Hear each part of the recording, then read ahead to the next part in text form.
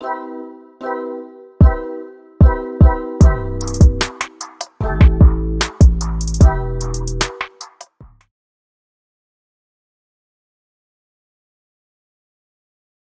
ver aqui um outro exemplo? Esse aqui é o exemplo do IPI, né, do Índice de Produto Industrial do Brasil. Essa série, na verdade, ela é mais longa que isso, né? Eu já enviei esses dados para vocês, tanto que eu mostrei nos vídeos anteriores quanto nesse aqui. Os dados já estão lá no Google Sala de Aula, tá? Essa série ela é mais longa, ela chega até mais recente, mas aí eu separei 4 anos dela, só para poder visualizar melhor, tá? Então eu separei aqui de 93, dados de 93 até 96, para ficar bem marcado, olha, 4 períodos. O que é que tem de diferente essa série para de Cananéia que eu mostrei antes? Essa série aqui ela tem uma diferença, porque ela claramente tem sazonalidade, ou seja, eu coloquei aqui um pontilhado, que é para vocês verem como, olha, esse comportamento parece se repetir. A gente vai fazer aquele mesmo gráfico de agora aqui também, mas aqui já fica bem evidente como o IPI parece ter um comportamento bem sólido, né? Ele vai se repetindo mesmo. Então, esse cara aqui, eu escolhi justamente por isso, porque ele tem esse comportamento mais marcado, mais bem definido. Repara que sazonalidade não é uma coisa que se repete todo ano. Não.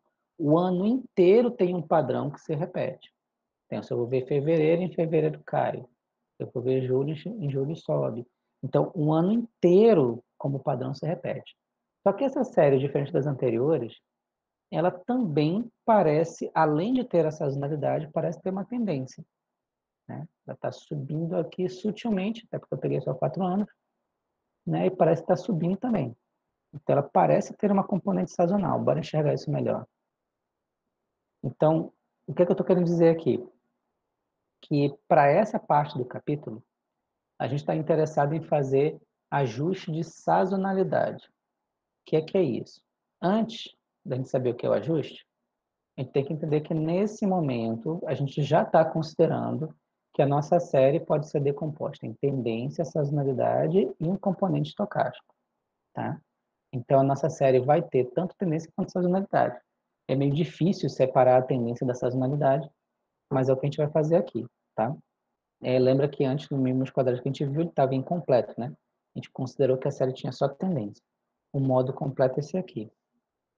Na verdade, eu mostrei para vocês da tendência, aquela questão polinomial, mas na verdade aquilo é uma forma de fazer, tá? É uma forma muito prática e muito usual de fazer, mas tem outras formas de usar mínimos quadrados além daquela. Inclusive aqui eu vou mostrar outra. O que é que a gente quer? A gente quer ajustar a série ZT para uma componente sazonal. O que é que significa ajustar uma série? Significa encontrar um modelo para ela, né? Ou seja, eu quero uma estimativa para a sazonalidade, esse chapéu aqui, e depois calcular a minha série ajustada sazonalmente. O que é isso? Uma vez que eu tenho uma estimativa para a sazonalidade, eu pego os meus dados temporais e subtraio dessa estimativa, tá?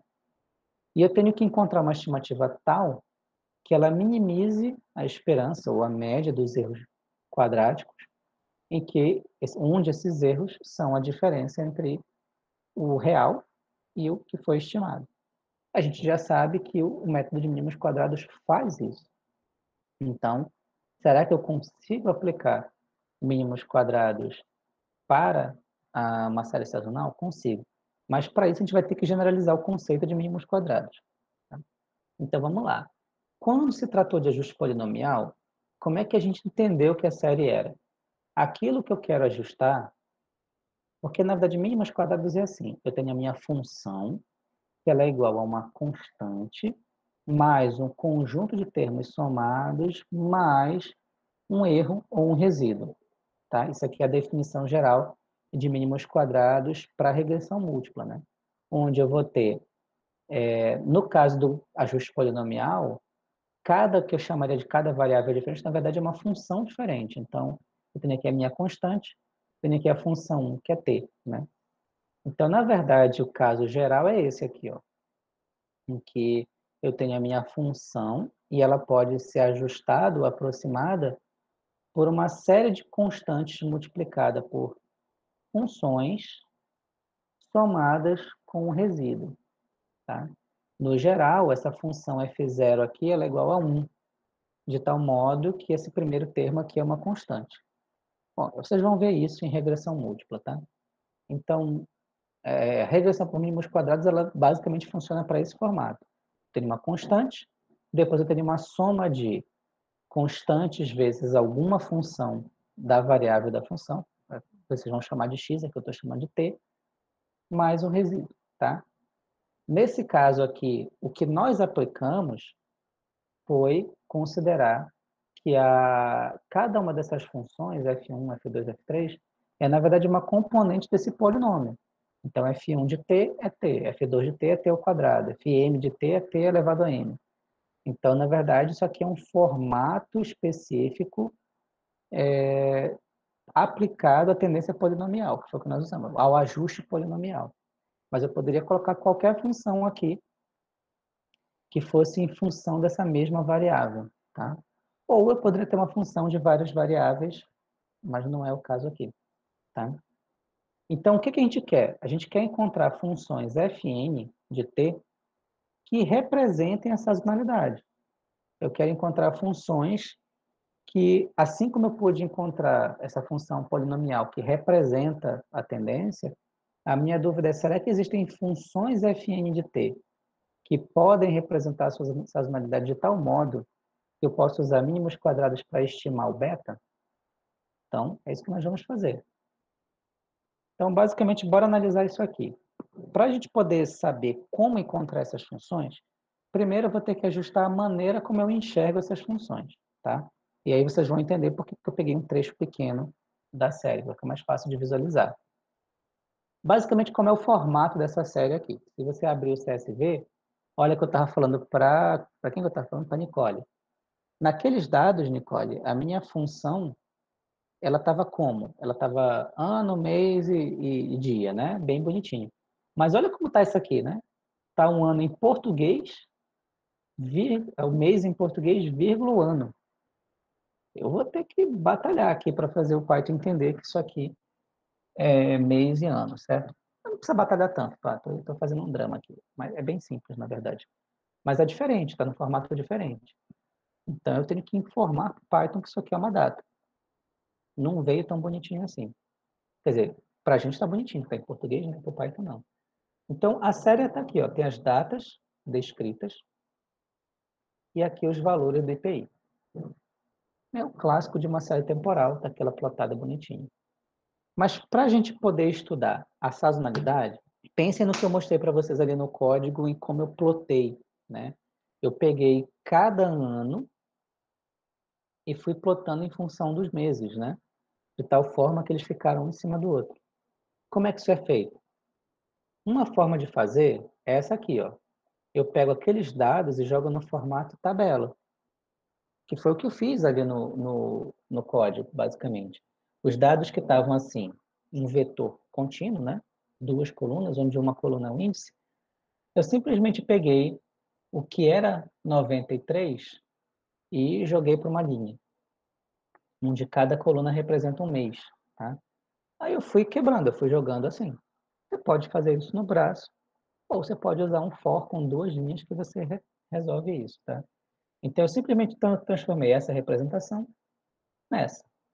Imagino que todos vocês entendam que são os mesmos dados. São basicamente os mesmos dados, tá?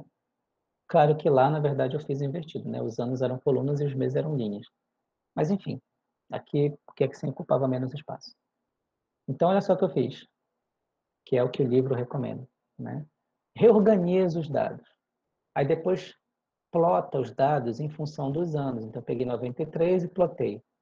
94, plotei. E todo mundo em cima, em função da minha variável mês, que dessa vez eu coloquei em número mesmo. Então, tá aqui, 4 anos da série. Você já percebe duas coisas aqui. Realmente tem uma sazonalidade. Tem um comportamento marcado aqui, que ela segue ano a ano.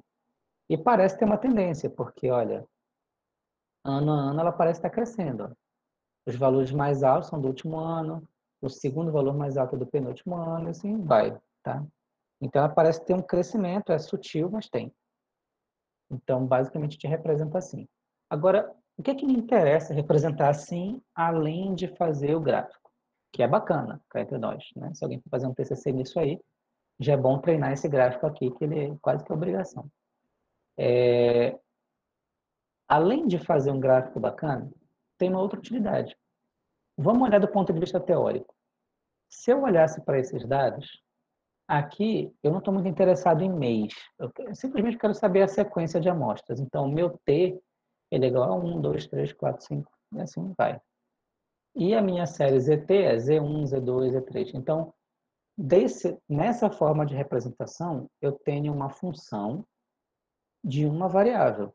Essa função ela está em termos da sequência do tempo, tá? Mas na representação em tabela já não é assim. Eu tenho dados, até posso ter dados na sequência, mas eu tenho uma outra maneira. Esses dados eles estão em função do ano e do mês. Uma posição de tabela aqui. Então, como é que eu faço para representar? Olha só que interessante. Lá nós eram Z1, Z2, Z3. Aqui eu tenho Z11, ou seja, Z do ano 1, mês 1. Z ano 1, mês 2. Z ano 1, mês 3. E assim vai para os 4 anos. Isso aqui é uma outra forma de representar. Né? Estou abstraindo aqui isso aqui. Então, qual é a minha intenção aqui? Agora que eu representei, eu já entendi que a minha sazonalidade ela tem um período de 12 meses. Nota que eu fiz essa organização em função do período da sazonalidade. E aqui eu dividi em 12 meses porque eu já entendi que o meu período é de 12. Se o meu período fosse de 6, eu separaria em tabela de 6, que é onde está meu período. Tá? O que eu quero estudar é o período. Tá? E aqui eu vou analisar o seguinte: se esses dados, se a variação dos dados depende da posição específica ou se ela depende só do mês. Ou seja, nesse caso aqui não é bem o que acontece, né? Nesse caso aqui ele vai crescendo, mas porque tem a tendência. Mas será que não tem um comportamento que é sempre o mesmo? Olha só aqui, por exemplo, aqui em março. Parece sempre a mesma coisa. Em abril também, parece sempre a mesma coisa. Então a pergunta vai ser justamente essa.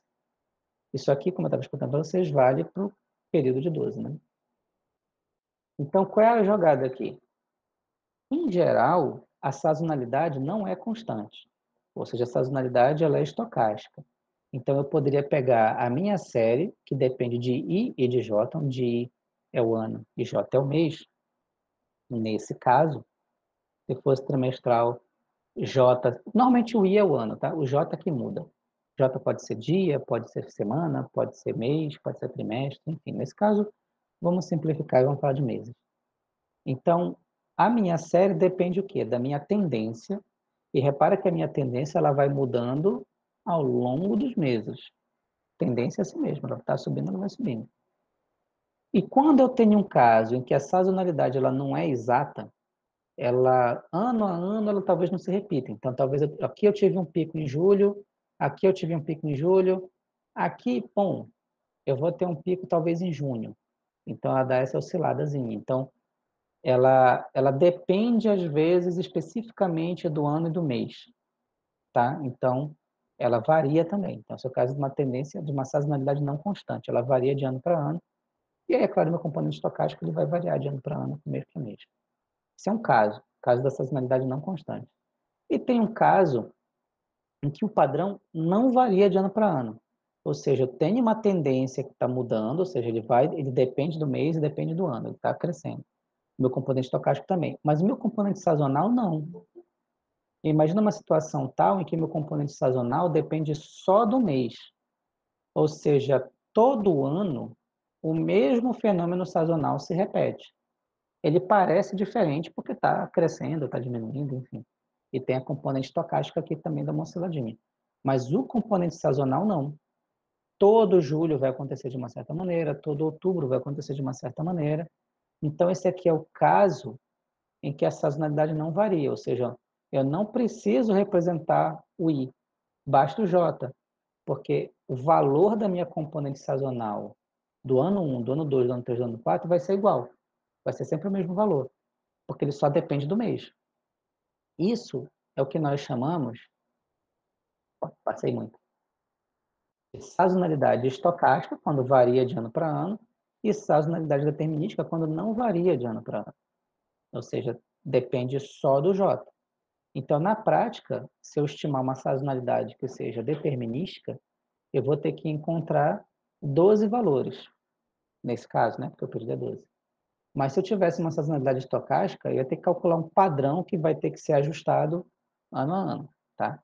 Então, aqui para esse momento com mínimos quadrados, para poder usar mínimos quadrados, eu tenho que partir da ideia que a minha sazonalidade ela é determinística, tá?